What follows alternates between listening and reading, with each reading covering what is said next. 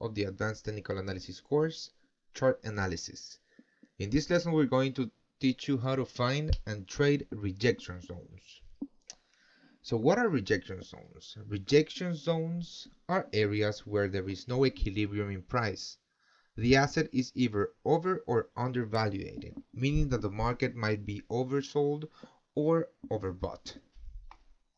It's important to spot these rejection zones to know when to avoid a trade and where the key pullbacks are. For example, if market is trending and you want to get in on the direction of the market or get in on the move, you might not want to trade this rejection zone, because these rejection zones is where a possible pullback might occur. And by knowing this, you will not be chasing the market and you will be always looking for high probability setups on great risk to reward situations. And remember that as traders, we always are looking for these scenarios: great risk to reward and high probability setups. Now let's talk about rejection zones. In order to spot them, you will always use important support and resistance zones and candlestick formations.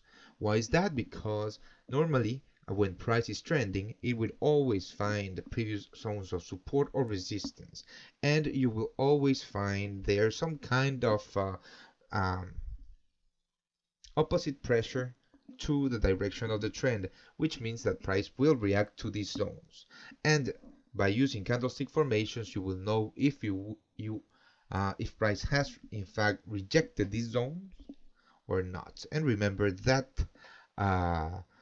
to know if price has rejected the zone, we are going to use the wicks of the candles, because let's take the example of an uptrend. If price is uptrending and it gets to a strong area of resistance, and then you get a candle with a small body and a long wick to the upside, it means that even though price moved all the way up to and above resistance, it closed below and rejected the area. And this is what we're talking about. And when the market is trending, it will most likely find strong areas that it needs to clear in order to continue with the move, either up or down.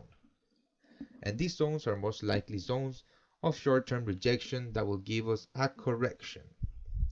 Now, and the key, let's talk about key pullbacks. When price rejects these zones, you must avoid trading them in the direction of the trend. Why is that? But because even though it might actually just be a pullback and price will continue to the upside and break above, if you trade these rejection zones, you will be in a losing trade for a while until the market turns to the direction of the trend. And even if it turns to the direction of the trend, which is not 100% sure, spotting these rejection zones, you are avoiding losing money in the long term. If the trend is strong, avoid counter trend trading too, because these areas will give you signals to counter trend trade, and it's fine if you want to scalp the rejection zones. But if the trend is strong, you might just want to wait for the pullback to get in the trade in the direction of the trend. Because when you are counter trend trading, you are actually trading an overall overbought or oversold scenario, and you are looking for a strong reversal on the overall structure of price, and you are not looking just to get a few pips out of the move. And the previous area of rejection will give you an excellent opportunity to get in on the move once it's tested. So let's go to an example so you can better see what we're talking about here. And you will see that actually it's not that difficult to find these rejection zones, and all you need is patience and practice. So let's go through the example. As you can see, we are in a very strong up move in this example, and we have already cleared one area of rejection right here. So if you open your charts and this is what you see, the first thing you want to do is draw a horizontal line on the previous high or the previous area of resistance that was rejected. Now you can see that have found a second area of resistance, and the price is testing it right now. So we just wait to see if this area is in fact being rejected or if price is going to break through, because as you can see we are in a very strong up move.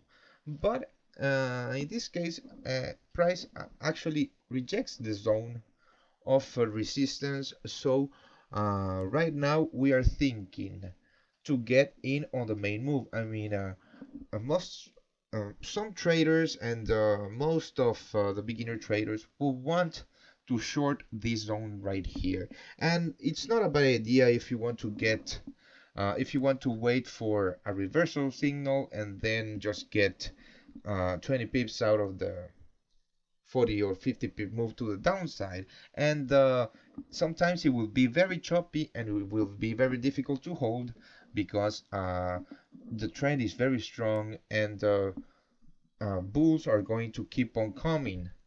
Okay, and so the best thing you can do here is just wait for a nice long pullback to the previous rejection zone. And when price actually rejects or tests the previous rejection zone, in this case previous resistance, now being tested, and support, and being rejected, you get a nice long entry on a high probability setup for a breakout or a break above the previous high or the previous rejection zone at resistance. And as you can see here, candlesticks are a very important clue on how to know if this zone is in fact being rejected or not. So this is basically how you trade rejection zones and how you find them and how you avoid losing money trading with a trend. So let's go to how to trade it. After the first pullback, we get a rejection zone, which is this one right here.